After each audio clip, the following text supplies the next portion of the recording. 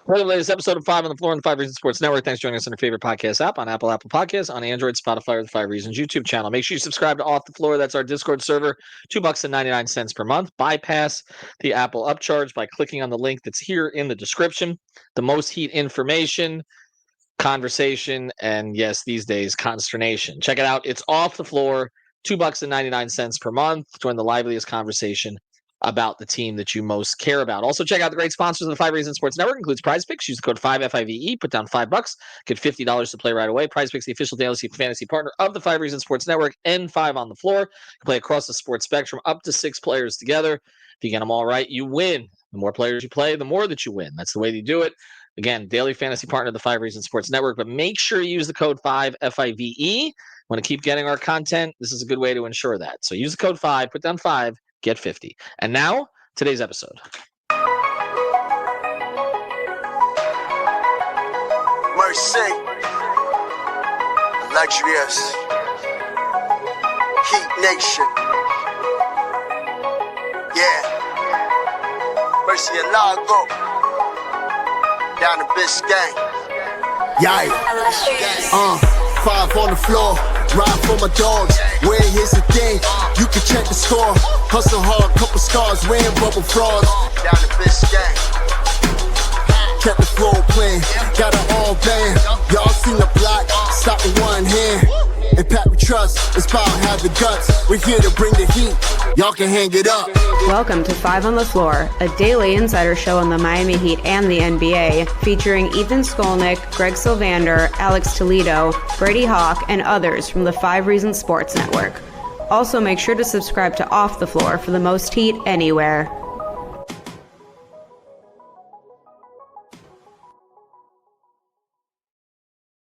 All right, the Heat season doesn't appear to be going anywhere, but we're not going anywhere either. So, going to bring you plenty of episodes here over the next few days.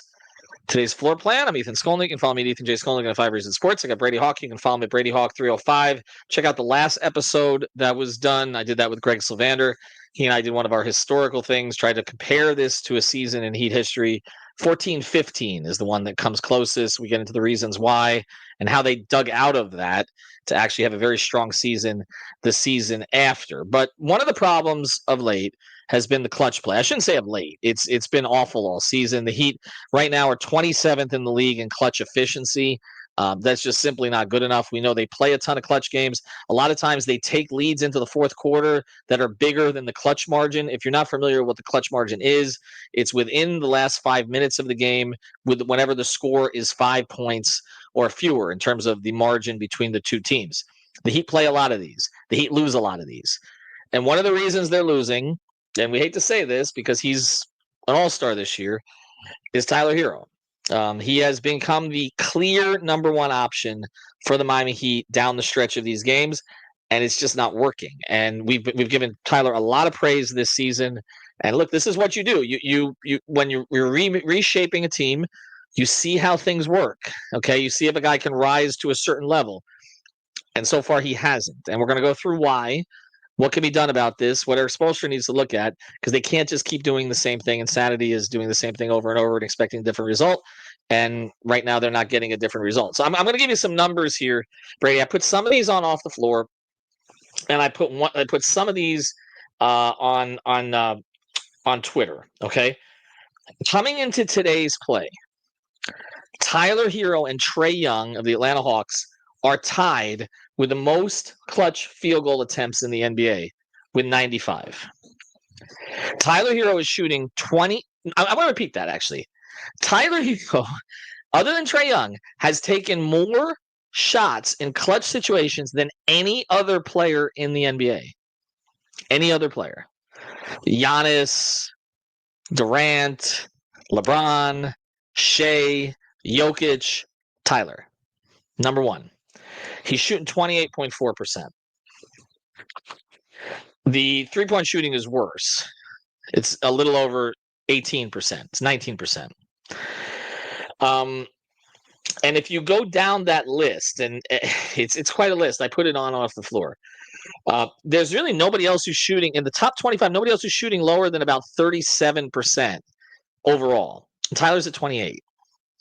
You have to get all the way down to the 26th player in the league in clutch attempts to get to a shooting percentage close to his. I will just ask you this, Brady, before we get into some of the reasons for this, and then the Heat's shot distribution in those situations, which is totally off kilter. Has it seemed that bad to you? Because I always viewed Tyler as pretty good in those situations. We remember a lot of shots that he's made. There have been shots this year, like the Detroit game. He got them into the overtime. He's made shots that we remember, but the overall numbers are pretty awful. I'll say it feels that bad as of late, but thinking about it over the course of the entire season, that it's been that bad is kind of, I guess, the surprising part. I mean, 28%. Like, there's been shots over this last few, this rough stretch of games where they keep blowing these leads, where it does come down to them just needing a bucket late in the game, and there's just the need to pull for a transition pull of three, or they're settling for certain shots or rushing, certain shots where, I don't know. I was looking at some of the numbers as well, where I think one of the biggest differences to me is there's less of a force to try to get to the basket. It feels like in the clutch time positions, where a lot of the top players in the league are going to get to the free throw line. They're going to drive. They're going to try to slow the game down. Whereas Tyler kind of leans on the 3-point shot. And if that doesn't fall, now it's the other team off a bad miss going the opposite direction. And now you're scrambling. Like we've talked about him kind of getting to the free throw line more, but it's more so over the course of the game. It's not really slowing things down like Jimmy used to. Like Jimmy at the end of the game in clutch time would go get to the free throw line. He would go to the basket, and it was just a way of spraying out at that point of the game where you don't have that guy. We've thought maybe Wiggins can do it. There was a game here and there where he did. I think it was the Toronto game when he started getting to the free throw line late in clutch situations. They haven't had him to do that. They had him in this last game. He wasn't. They didn't slow things down in that game with him, as well. So it's tough to say, but I will say I think the biggest factor is the fact that he's just leaning on tougher shots late in the games, which he's done for a good portion of his career. Like that's what he's been, a tough shot maker. He's going to take transition pull-up threes late in the game. If he hits it, he's the hero. If he doesn't, he's an idiot. Like that's just the way that you, when you take those type of shots, like that's what you're putting yourself in a position to do. So I will say, I just think I was looking at the less than 10 feet from the basket by quarter, like how many attempts he has by quarter. He has 2 attempts less than 10 feet from the basket in the first quarter, goes down to 1.4 in the second quarter, stays at 1.4 in the third quarter. It's 0.7 in the fourth quarter. So you're just seeing him not barely even, less than 1 attempt, less than 10 feet from the basket over the course of the season in the fourth quarter. Let's go through the Heat's clutch shot distribution here and minutes distribution to a certain degree. And I put these on off the floor. I'll get back to them here in a second. I put some of this on Twitter as well. Clutch attempts this season. Okay. These, again, game is within 5 points, so 5 or less, and in the final 5 minutes. Tyler Herro has taken 95. I said that's tops in the league, tied with Trae Young. Bam Adebayo has taken 60. Terry Rozier has taken 26. That's third on the team. Fourth on the team now plays in Golden State. That's Jimmy, 25. Duncan, 19. Jovic, 14. Highsmith, 10. Jaquez, 10. So basically, Tyler Herro, in terms of players that are still on the team, with Jimmy not here, has taken almost as many shots as the next 3 shot takers. Bam, Rozier, and that's a whole separate subject we got to get into. 60, 86, 105. So other than Jimmy, take Jimmy out of the equation, the next 3 guys who are currently on the team who are leading in clutch shot attempts have taken 105 combined, and Tyler has taken 95. I looked, okay, and I can't go through every team. There's not a shot distribution in the league that's more tilted than that one is, okay? And I'm going to get to the percentages now on this because I mentioned Tyler's, right? Here's the field goal percentages in clutch situations. So those shots that they took, Bam 60, Rozier's 26, Duncan's 19, Herro's 95. Bam is shooting 55%. Tyler, I mentioned, is shooting 28%. Bam is shooting, again, I know Tyler's difficulty is higher. Bam is shooting twice as good a percentage as Herro.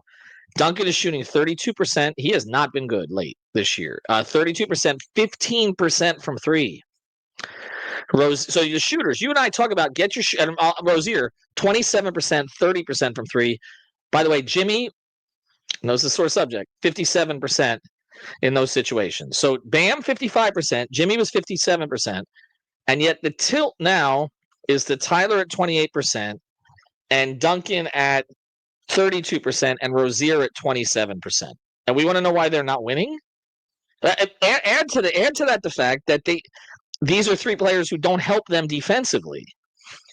So you're not necessarily getting the stops on the other end either. What they're supposed to be in there to do is score. Your thoughts? On the flip side of that, and this is where I think this conversation is interesting when you're talking about this is a bad team right now. Like this is him taking these shots on a bad team where, okay, the Bam one is the important one here because if Bam has it going like he has over the last month or two, when he has 28 points in the game and he's gotten you over the hump in terms of that game, you go to him. There's been a couple games this season. I think we've kind of went to a post game show and said, I don't know why they went away from Bam in overtime. I don't know why they went away from Bam late when he had it going. Get him the ball in the mid post. Let him take those free throw line and fadeaway jumpers. Like let him get to that just because, especially when the ball's in his hands, it's just a different trigger. Like it's an easier way to access things from the other guys in the offense. With that said, who are the other guys in the offense in most of these clutch situations? So you have Bam, you have Tyler. Davion has been pretty much a full-time closer. He's not somebody that's going to be taking a bunch of clutch shots. He took the one early on in his tenure where he had a wide open spot up because his job late game clutch situations is take the wide open three when teams help off you in that position. Okay, so that's the third guy. The fourth guy, Duncan has been closing a lot more this season than we've been used to. They've still gone to him. I think you said his numbers were pretty bad as well in terms of shooting percentage, but they're not 15% from three. I'm low volume, but 15% from three, Brady. The low volume part is the important part because that's not him not taking shots. That's because when teams adjust throughout a game, it gets to a point where Duncan slowly, you see his shots, his toughness and shots go down more and more as the game goes on.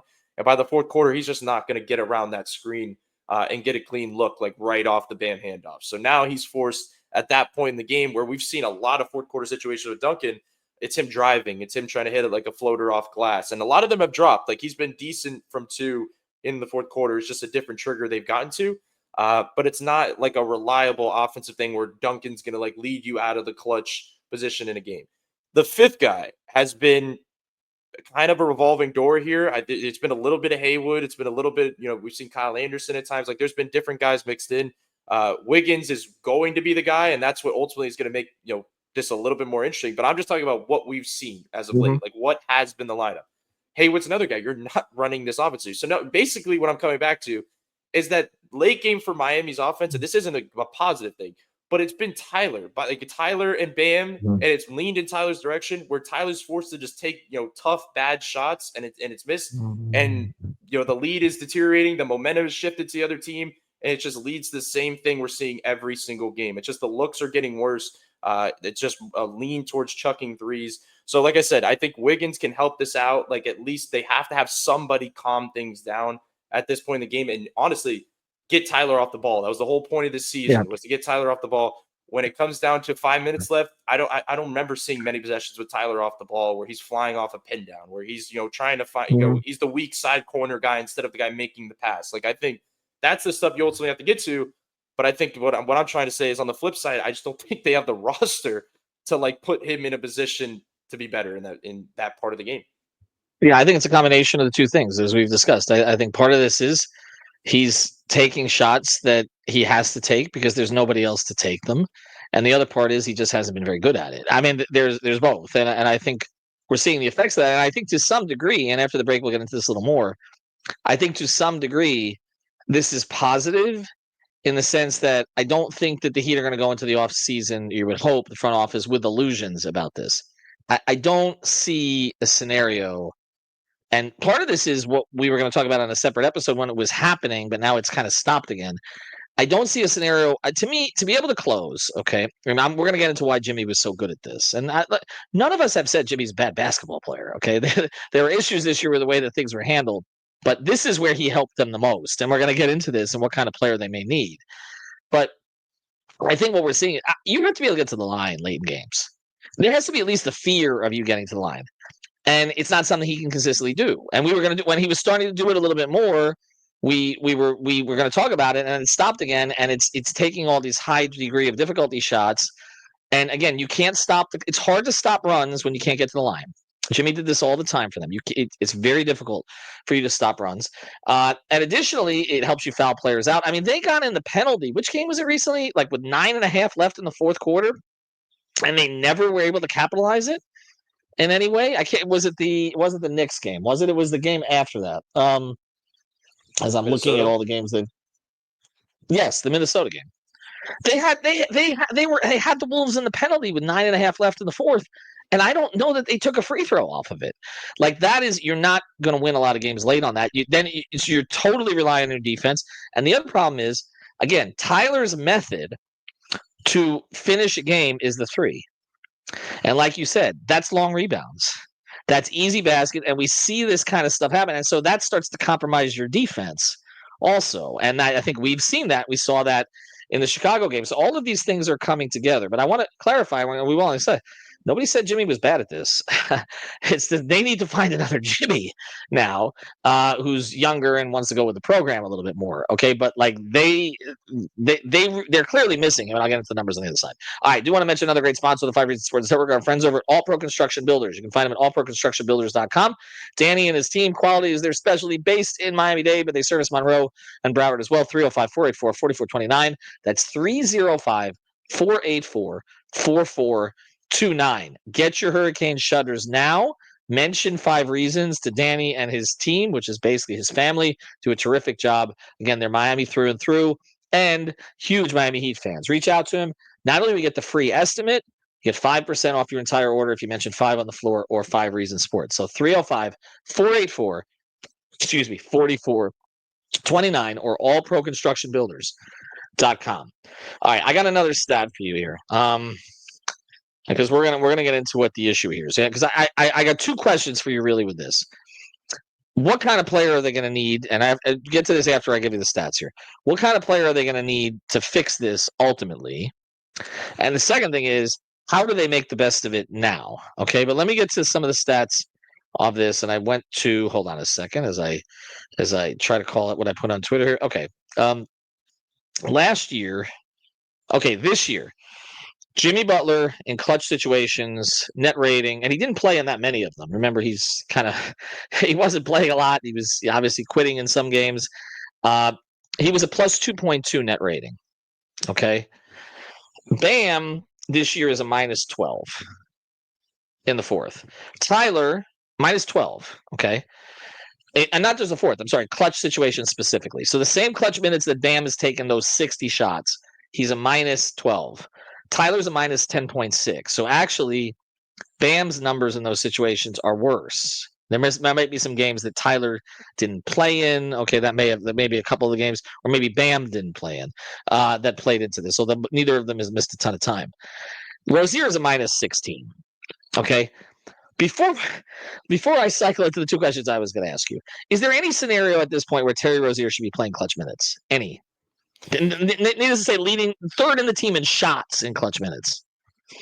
I mean, you know the answer to this. I feel like we've done 84 pods on this already. So, like, I mean, I refuse to make this another Terry Rozier podcast, but like, he is a part of this. Why is he doing it? Why is he doing it, Brady? Why is he doing it? Why is he still putting him out there in those situations? I mean, if I had the answer to that, I don't think I'd be here right now. But I mean, maybe to get a higher pick, I don't know. But it feels like there has been a lean.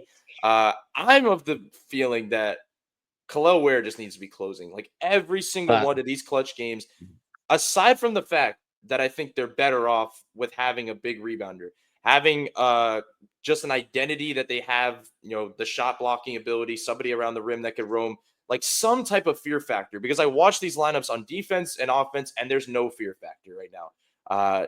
So, like, I think Khalil at least gives you some type of worry to free Tyler up offensively, because there's a guy that's 7'1" running to the rim off of screen, and defensively what he is. But the reason I'm saying it is I just also want him to get the reps, even if it was bad, even if he was getting, he's shooting bad and defensively he's getting cooked in pick and roll. I don't care. Get him the reps. You're not getting anywhere right now with this team anyway. You are who you are. You're a playing team. You're not going to go below, as we said.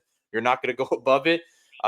Give your young rookie, your promising young rookie, these reps. And I really do believe they'd be better from it. I do. I don't think it's you pulling Terry and putting in Khalil Ware and going bigger is not hurting your offense. Like, honestly, like, it's just, if you're going to play through Tyler and Bam only in the clutch situations anyway, why not have somebody that can maybe get you an offensive rebound? It's just, I just think that's kind of, when you asked me the question before about like what you think could change here, what do you think you could tilt into?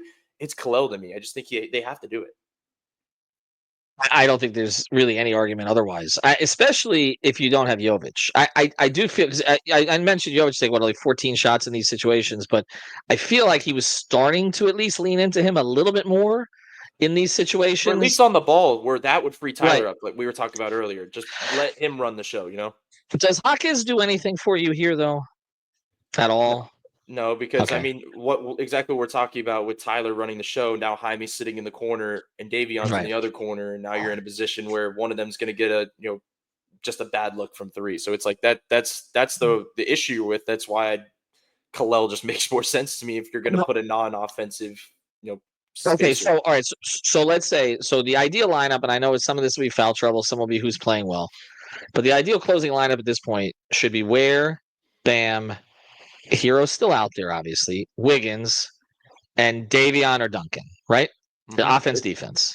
It's Does that make the pretty. most sense? Yeah, it's pretty much the starting lineup, and I think Duncan could be mixed in with depending on the matchup in the game. But I just, with the way they're running, like they're not going to Duncan that much, like we were talking about, relying on him as Right. much, where you're forced to do it as they were before. Like when they were running, I think they were closing before, it was Tyler, Duncan, Jimmy, Bam, Khalil at that one portion of the season where it was like they were Right. leaning into a certain thing.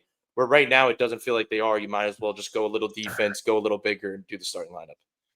All right, let's get to the Jimmy thing here before we close. Again, they relied on him heavily. Heat fans, there's a lot of selective memory here because just as Heat fans, and Greg and I talked about this in the last pod, in the 14-15 season, and even some of the 15-16 season, Heat fans were all over Dwayne. Okay, because when LeBron left, the team was supposed to be run through Chris. That was their pivot. They were going to Bosh. Okay. And Dwayne, of course, had missed a lot of time in the last two seasons, particularly the last season of the Big Three era. He didn't have the same explosiveness that he used to have. And yet he kept taking this 20-foot fall away jumper from sort of the left, like the left elbow, over and over and over, and kept missing it. And I said this on the last pod I did with Greg. I remember pulling Spo aside at that point and say, "Is this the best way that you can go?" And he looked at me and he says, "I will go to my grave with Dwayne Wade taking the last shot at the end of the game." Well, he kind of leaned into Jimmy with that over the past few years, and people are forgetting now that even before this year, there was a lot of consternation about Jimmy taking these fall away shots at the end of games, and even games that Bam or Tyler had it going, that Jimmy was just going to sort of hijack it at the end. But you're also seeing the other side of this, that Jimmy was able to get these games under control before they got to last shots because he got to the line, because he stopped runs. How do they stop runs without a player like Jimmy? And are we basically looking for a Jimmy facsimile here going forward? Because it ain't going to be Wiggins. I mean, that's never been his game. Like, I do think he can help a little bit late in games, but you're not give it to Andrew. He's going to get to the line, and that's not his game. He's not physical enough. What do you think? Yeah, with Wiggins, he can emulate some of the spots, but like when he gets down there, it's like almost like that little hook floater shot where it's not like him drawing the contact like Jimmy used to in the similar spots. So as you said, it's not going to be him kind of slowing the game down. I forgot your overall question in general, but how do they? Oh, how do they stop the they need runs? to find it. They need to find a Jimmy replica here. Like what? I mean, what would solve? Because are you with me here? Tyler Herro as a number one option in clutch situations is probably not going to work, right? Okay. I mean, because we've seen it. Like I said before, like he needs to have the ability to go on and off the ball. He needs the person on the perimeter that's able to get inside, where he's able to kind of play two positions. Where right now he's just playing one. How do they stop the runs? Like I know we were doing this whole podcast on the clutch time specifically, but honestly, I think the 12 to the 5 minute mark of the fourth quarter has been more problematic than the 5 to the zeros, because yes, it looks ugly down the stretch because they don't have that. We know they don't have that guy down the stretch to get them there. But that's why you have to hold on to your 17-point lead with 10 minutes to go, because you don't have that at that point. If you could just keep it going with extra bodies and energy, and just trying to find ways throughout that part where it doesn't get to that point, you'd be in a decent position. And the answer to that, I don't know how you fix it. I don't think anybody knows how to fix it. Like I said, if I knew how to fix that, I don't think I'd be talking about it here right now. But there's no answer. Like, I think everybody that's talking about it, there's not like a clear cut, like, we joke around, you bring up Terry. Like, Terry was somebody that is problematic for different reasons, but he's not the sole issue Right. here. He's not the reason they're blowing leads or not able to close games. Like, he was just an easy person to point at because it was so clear. Right. There's just so many things going wrong at once. It's not just the offense. It's not just the defense. I think the lineups are a big part of it. But as I was telling you before the show, it's like we're blaming, Spo in these lineups, which for good reason. There's been a ton of mistakes this season. There's no doubt about that. But it's also like, I don't know if the next guy in line is going to make this much better. Like, there's Right. certain things, like I mentioned with Kalel or other things, but like I just don't think this is a great enough roster where there's just a clear answer. Well, you could put these guys on the floor and everything changes. It probably doesn't. Like, it probably doesn't change much. Like, they just are who they are. The frustrating part is that they are decent enough to get to a certain point on a run, but they Right. just can't sustain it. So the answer to that, I just don't know. I don't know how you fix that.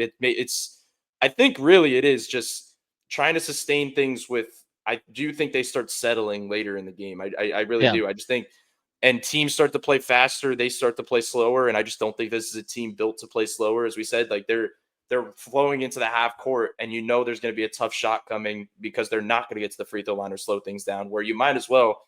And I thought Jovic was kind of the key point here, as we said before. Like, he was the guy in those portions of the game because he was the guy starting fourth quarters with that unit, with kind of that second unit. Where they would play fast. They had an identity. It was get the ball off the rim and go. It wasn't slowing things down. It was the ball was constantly moving. And right now, it just feels like at those points of the game when they have the big lead, it's sticking. As you said, it's a bad shot and it's going the other direction. So I just don't think there's a solution right now. I don't. And remember, the way the Heat look at this is they want to give Eric Spoelstra up to 7 players he can close with. And right now, I don't see close to 7 on this team. All right, rapid fire here. We're not going to do rapid fire like Alex. We're going to do rapid fire quickly here. Okay, at the end of the pod, at the end of the day. All right. I'm not hope trafficking any of this stuff. Okay, so I'm just saying, but I'm gonna name players who could become available in the next couple of years. You tell me if they solve this problem. Trae Young. I mean, at this point, sure. I mean, I'm not. I mean, solve the problem. Well, I mean, are we putting him next It's to not. Tyler? I mean, are you talking about solving only the clutch time issue, like, or just the general? The clutch time issue. The clutch time issue. I mean, I think it would definitely make it better. I mean, putting Tyler off the ball and having that extra guard on the perimeter. I mean, yeah, I think. I mean, any player going to score in those last 5 minutes. So that's the thing. Exactly. Well, then Spo's going to play Terry and Davion at the 3 and the 4, and now you have a real problem. But yeah, probably not. But I think any player you name is going to make it better than it is right now. So I think that's. No, but I'm asking about solve the problem. You're not saying solve the problem. It will make it better. LaMelo Ball. Solve no. But I would 100% be interested in getting a talent like that. I mean, there's no doubt. Ant. 1,000%. Okay. Luka. 1,000%. Giannis. 1,000. Let's just keep doing this. Let's just name this up. I mean, these are all the guys we're going to see in link to Miami and trade for the next 6 months. So let's not spoil the podcast to come here. Well, I'll give you one more. This KD. Yes. Solve the clutch time problem 100%. That's the type of guy you need right now. Pretty exactly to make things go right down the stretch. Just somebody who can settle you in. And that's what a lot of the guys you're mentioning can do. But like, it puts Bam and Tyler in the correct slots. As much as we talked about fit all those years, with this tenure with Jimmy, Bam, and Tyler, in theory, they were in the correct spots late in the game. It was the correct order, where right now it just feels like a bit of a scramble. So KD, 1,000%. Yeah, no, I'm with you. And that's why, again, we're going to be having all these conversations because this is why I won't name this build yet. This build is yet to be named. You can't. It's not. People are saying they're building around Bam and Tyler. They're not. Okay, these are pieces, huge pieces of what they're going to do. But again, with Bam as your best defender, and your 2 or 3 option on offense, and Tyler as your 2 or 3 option on offense, It's the same story we keep coming back to. Probably they can make it a little bit better. Here's my thing on it, okay? Whether Ware makes it better or not, you are gaining nothing by playing Terry Rozier down the stretch. Terry Rozier is not going to be a long-term member of this organization. Khalil Ware, the idea is that he is. Give him the reps now. That's again, if you're going to lose, at least lose by learning. What are they learning? They're doing the same thing every night. Tyler's chucking up shots because nobody else can, and they're not going in. Anyway, thanks, Brady. Appreciate it. Sponsor, All Pro Construction Builders. Check it out. Get the 5%. Prize Picks. Use the code 5, FIVE. Check out the episode, again, that Greg and I did comparing this to 14-15 if you want to relive those memories. But there are some parallels that I think people will find interesting. Have a good one.